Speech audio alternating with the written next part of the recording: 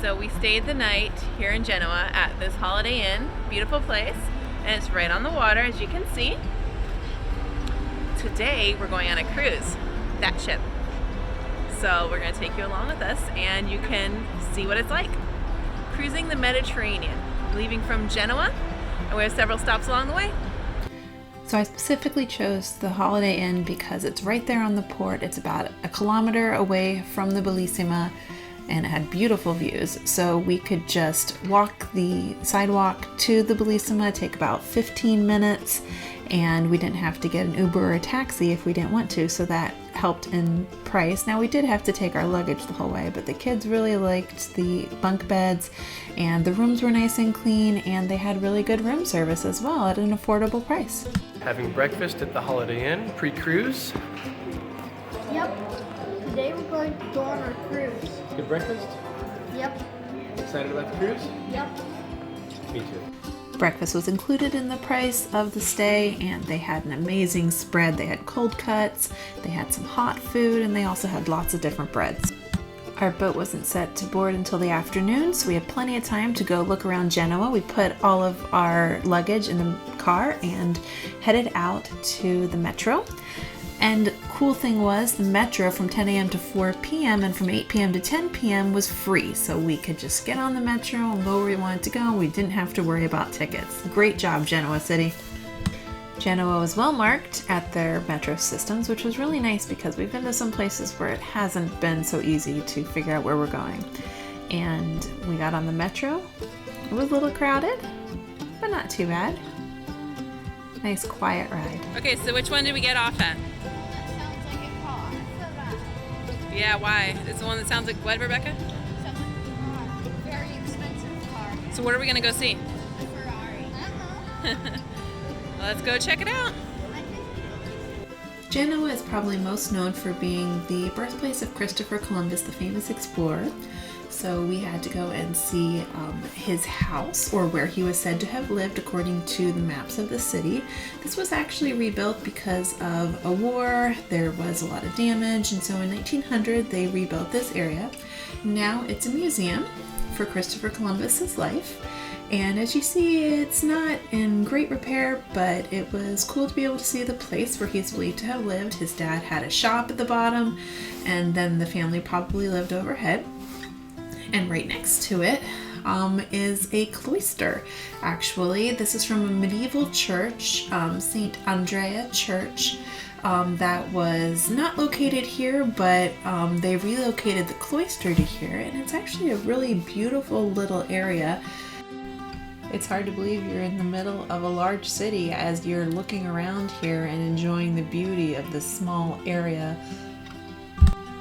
As you come around the side, you can check out the architecture. It looks like a little well in the middle. And this green space, if you look over across the trees, you will see the gates to the city of Genoa. And it's beautiful because you see the old towers. You can see the walls made of the old stones and the gate area where you would have entered a portion of the city of Genoa. Next, we hopped back on the metro and headed over to the Christopher Columbus Monument. This monument was very large. It had a lot of really cool statues on it. We, of course, had to get some family pictures and videos in front of it. And once we had finished checking that out, we looked around the square. It is a beautiful city, Genoa is, and if you look around you will see all of the different monuments they have, but also old buildings everywhere the eye can see. I especially enjoyed this old building. It wasn't as old as some of the others, but they had painted columns on it. I thought that was a cute idea. The beautiful fountain across the street and just the architecture was amazing. Genoa is also well known for its aquarium, but we didn't have time to go see it because we had to hurry back to our hotel and we needed to grab our luggage out of the car, and thankfully we were able to leave our car parked there at the hotel, and we paid half the price to park it there that we would have had we parked at an MSC parking lot, so I thought that was pretty cool. There's our ship. We dropped off our luggage down there, and then we walked back by the ship and back into the terminal. So when we got into the terminal, it was very large, and they had plenty of people there pointing us in the right direction. It was cool to see the models of some of their large ships, and I had never heard of MSC before, but they have a huge selection of ships that go all over the world actually, and so here are some of them. We were on one of their more recent ships, the Belissima, and after having our passports checked, we were given our cruise cards. You need this card in order to get on or off the ship, and it also helps you because it's your key card for your room. Well, as we got on the ship, we were able to enjoy beauty of this immense ship. There was a digital ceiling display in the one main area. There were plenty of people on board, the crew that helped us find our way around, and the first place we wanted to go, of course, was to check out our room. So we're gonna head there next. We were on the 5th deck. There are lots of decks that you can have a room on, but ours particularly was the 5th deck, which was nice because it was close to the main area, but far enough away that we didn't hear the noise for late night parties, so that was great. We went into our room, and it took us a bit to figure out how to turn on the light, but until then, I wanted to show you we had a nice large bed for David and I, and the kids really enjoyed their bunk beds. Right over there is the portal. We had a room with a portal because we had the choice of upgrading to a balcony, but didn't want to spend the extra money, and honestly, we had a beautiful view. Next time, we hope to splurge and get a balcony, and then we found the place where the key goes in right inside the door. Now we have light. You can see the bathroom. It was a very small bathroom, but it was very sufficient, and it worked out.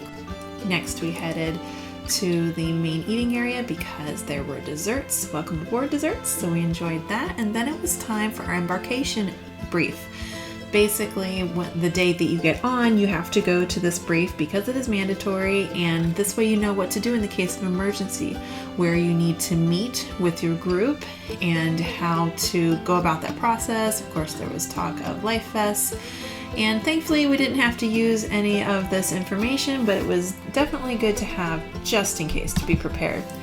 Well, we ate dinner, and then it was time for bed. The ship left port, and it was fun to be able to look out our little porthole window and see the frothing sea below us. Most times you could see land at all times, which was nice. And tomorrow we are going to Cinque Terre, and I will show you all over the ship. You're going to love it. Ciao!